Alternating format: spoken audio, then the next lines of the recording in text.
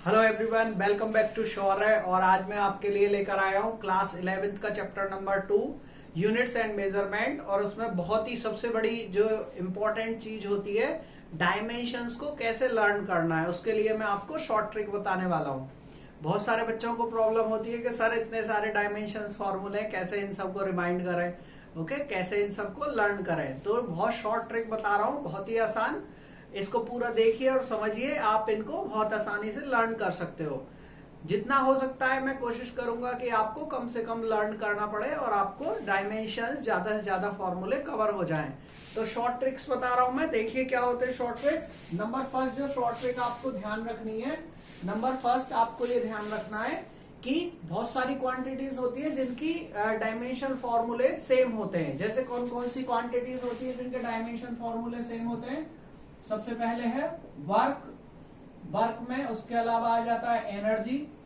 Okay, अब ये जो एनर्जी होती है ये किसी भी तरीके की एनर्जी हो सकती है, जैसे कि काइनेटिक एनर्जी हो सकती है, काइनेटिक एनर्जी, ठीक है। काइनेटिक एनर्जी मतलब हाफ mv²। पोटेंशियल एनर्जी हो सकती है, ओके, पोटेंशियल एनर्जी, ठीक है। और उसके अलावा ये एनर्जी हो गई, उसके अलावा एक होती है इंटरनल एनर्जी क्वांटिटी होती है, ओके, इंटरनल एनर्जी। उसके अलावा इंटरनल एनर्जी इसको लिखोगे, इंटरनल एनर्जी हो गई। उसके अलावा एंथैल्पी, ओके, एंथैल्पी के अलावा हीट, ओके। अब ये जो पोटेंशियल एनर्जी होती है ये भी कई तरह की होती है, जैसे कि gravitational potential energy, gravitational potential energy, potential energy को शॉर्ट में लिख देता हूं। ऐसे ही electric potential energy, electrical potential energy, okay. तो मैंने यहां पर कुछ क्वांटिटीज लिखी, जैसे कि वर्क, एनर्जी, ये सारी क्वांटिटी। उसके अलावा एक क्वांटिटी होती है हमारे पास टॉर्क, ओके। टॉर्क को ही बेसिकली हम कपल भी बोलते हैं या मोमेंट ऑफ फोर्स भी बोलते हैं, टॉर्क और कपल, और इसको मोमेंट ऑफ फोर्स भी बोला जाता है, moment of force, okay, moment of force भी बोलेंगे। उसके अलावा एक क्वांटिटी होती है टॉर्शनल कांस्टेंट,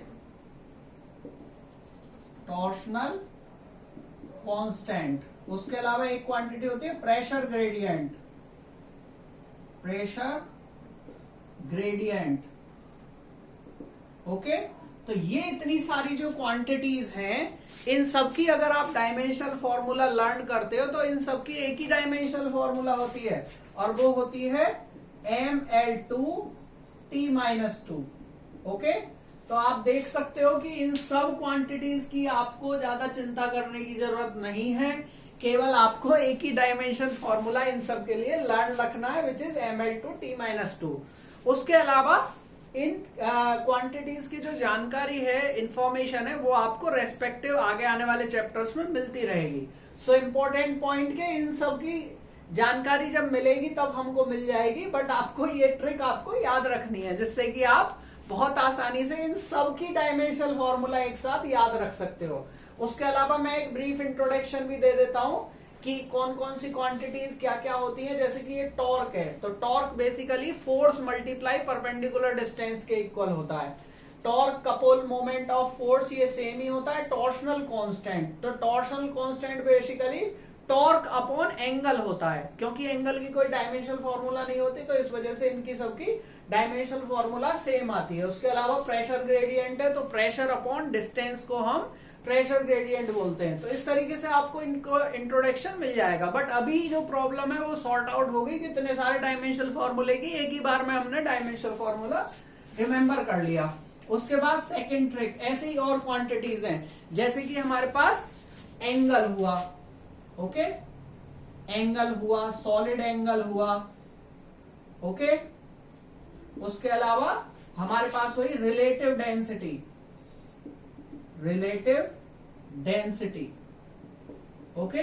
रिलेटिव डेंसिटी के अलावा हो गया हमारे पास रेफ्रेक्टिव इंडेक्स, रेफ्रैक्टिव इंडेक्स आपने 10th क्लास में पढ़ा है, ठीक है। रेफ्रैक्टिव इंडेक्स जिसे हम म्यू से डिनोट करते हैं ना, रेफ्रैक्टिव इंडेक्स हो गया। उसके अलावा रिलेटिव परमिटिविटी, रिलेटिव परमिटिविटी, ये आपका क्लास 12th में आएगा, रिलेटिव परमिटिविटी। उसके अलावा एक क्वांटिटी होती है relative permeability, relative permeability, okay. Relative permeability को हम रिलेटिव परमिटिविटी को ER लिखते हैं, एप्सिलॉन R इस तरीके से लिख सकते हैं, और इसे जो है हम म्यू आर लिखते हैं। रिलेटिव परमिटिविटी को हम म्यू आर लिखते हैं। तो एंगल, सॉलिड एंगल और ये सारी हो गई। उसके अलावा होता है एक स्ट्रेन, क्वांटिटी होती है स्ट्रेन। तो स्ट्रेन जो होता है वो 3 तरह का होता है। एक होता है लॉन्गिट्यूडनल स्ट्रेन, एक वॉल्यूमेट्रिक स्ट्रेन, एक टेंजेंशियल स्ट्रेन। तो इसी में ही आप लिख लोगे आप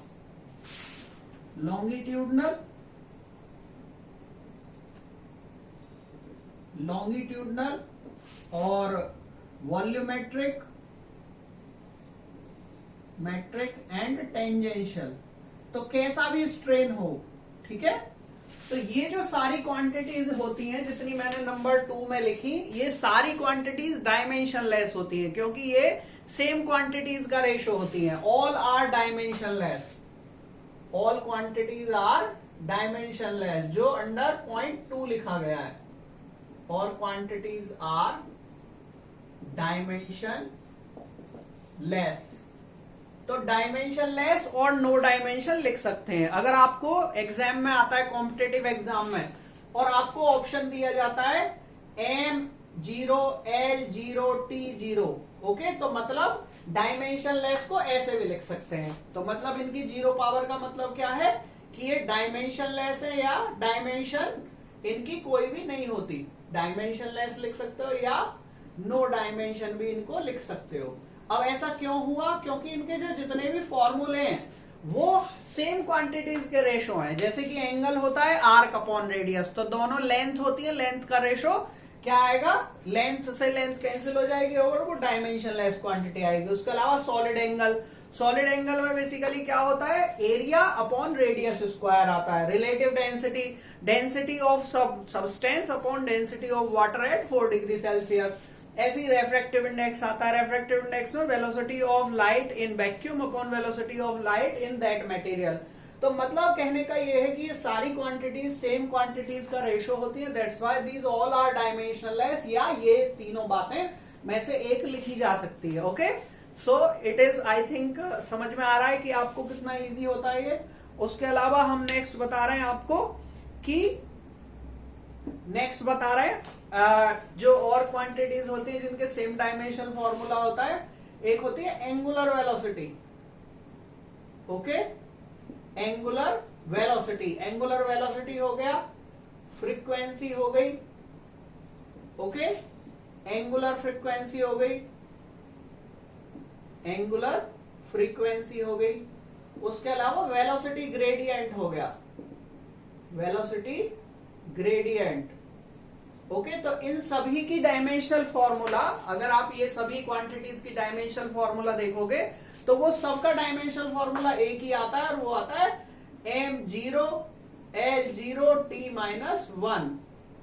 ओके, तो ये तीसरा पॉइंट आपको बहुत हेल्प करेगा कि इन सब क्वांटिटीज का, अलग अलग क्वांटिटीज का एंगुलर फ्रीक्वेंसी हो गई, उसे ओमेगा से डिनोट करते हैं, या इसे एंगुलर फ्रीक्वेंसी हो गई, एंगुलर वेलोसिटी हो गई, और वेलोसिटी ग्रेडियंट हो गया। ये सारे के फॉर्मूले में जो डायमेंशनल फॉर्मूले होते हैं वो T-1 पावर आती है। M0 L0 भी लिखा जाता है इसके साथ में। क्यों? क्योंकि M और L की पावर भी हमको एक्सप्रेस करनी होती है। ठीक है, तो आई थिंक कि आपको लग रहा होगा इतनी सारी क्वांटिटीज का केवल 3 बार में मैंने डायमेंशनल फॉर्मूला लिख दिया, तो आई थिंक ये आपको समझ में आया होगा। उसके अलावा और क्वांटिटी लिखते हैं, जैसे कि फोर्स कांस्टेंट।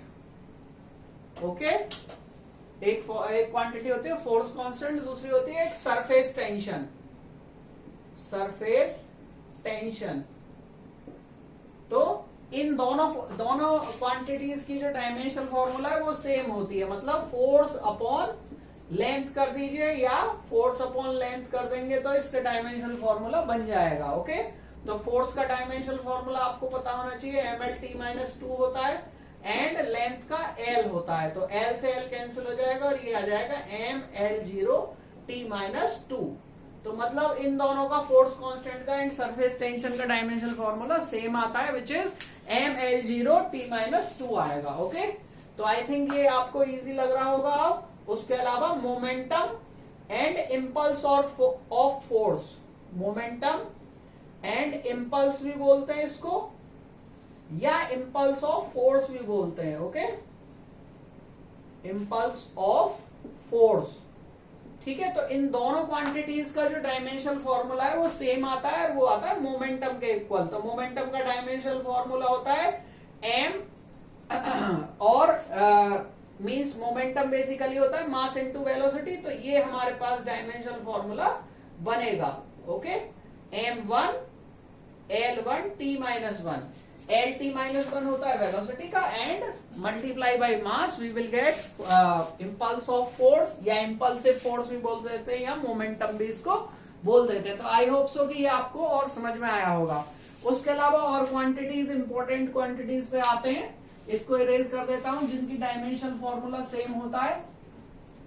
इसके अलावा आप देखेंगे क्वांटिटी प्रेशर। ओके, प्रेशर हुआ, स्ट्रेस हुआ, यंग्स मॉडुलस हुआ, वर्क मॉडुलस हुआ, उन सब का डायमेंशनल फॉर्मूला सेम आता है। तो नंबर 6 पर हम बता रहे हैं आपको pressure, okay, and stress. Basically देखिए स्ट्रेस भी 3 तरह का होता है, longitudinal stress and longitudinal stress हो गया, उसके अलावा वॉल्यूमेट्रिक स्ट्रेस हो गया। इस तरीके से ये भी 3 तरह का होता है, ठीक है। तो स्ट्रेस में आप लिख लीजिए longitudinal, okay, and volumetric and tangential. Okay, tangential, या इसे शियरिंग भी बोलते हैं। Okay, shearing stress, shearing stress. Okay, तो ये हो गया हमारे पास, प्रेशर हो गया, स्ट्रेस हो गया, एंड उसके अलावा बेसिकली होता है हमारे पास और क्या क्वांटिटी आती है, coefficient of elasticity, coefficient of elasticity. तो ये कोफिशिएंट ऑफ इलास्टिसिटी 3 होते हैं इनमें। कौन कौन से होते हैं, यंग्स मॉडुलस, वल्क मॉडुलस,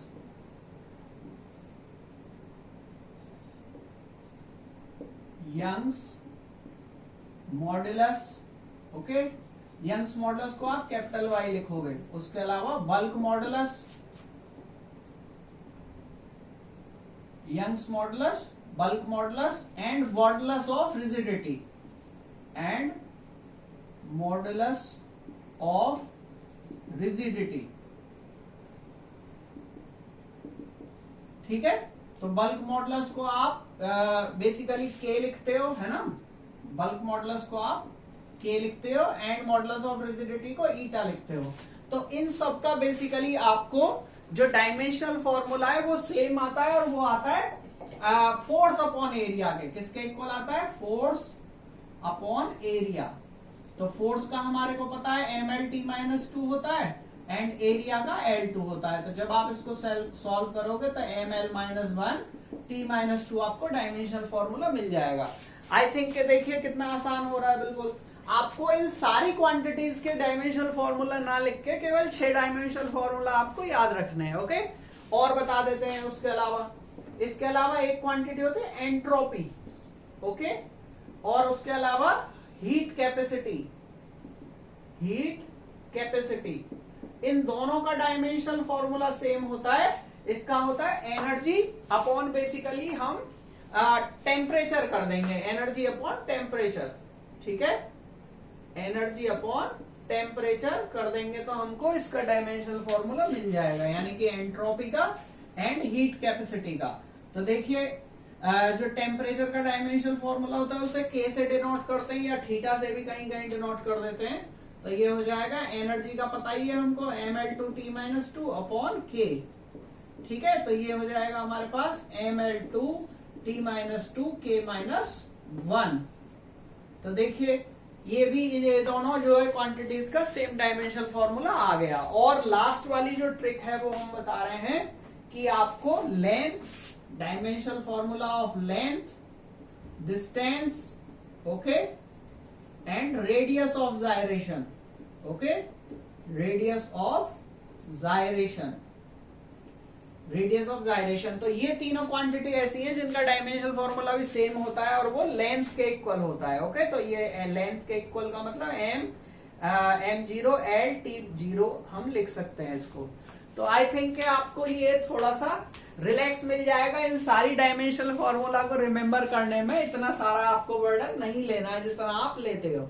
उसके अलावा मैं आपको और चीज ये बता रहा हूं कि आपको इन डायमेंशनल फॉर्मूला को डायरेक्ट न याद करके आपको जो है इनको छोटी क्वांटिटीज में, यानी कि लेंथ, मास एंड टाइम के क्वांटिटीज में आप इनको स्प्लिट कर लीजिए और उनको स्प्लिट करके आप इनके डायमेंशनल फॉर्मूला आराम से लिख सकते हो, ओके। तो इस वीडियो को देखिए, लाइक करिए, शेयर करिए अगर पसंद आई हो तो। उसके अलावा मैं नेक्स्ट वीडियो में जो टिपिकल क्वांटिटीज होती हैं उनके और डायमेंशनल फॉर्मूला आपको बताऊंगा। बट रिमेंबर कि उनमें भी ज्यादा टेंशन लेने की जरूरत नहीं है। तो आप इतना पहले याद रखिए। अगर आपको लगता है कि दूसरी वीडियो इस पे मैं बनाऊं तो मेरे को कमेंट करके बताओगे, ठीक है, कि ये आपको वीडियो पसंद आया हो। तो I think this is all for now. Thank you so much. Have a nice day. Take care.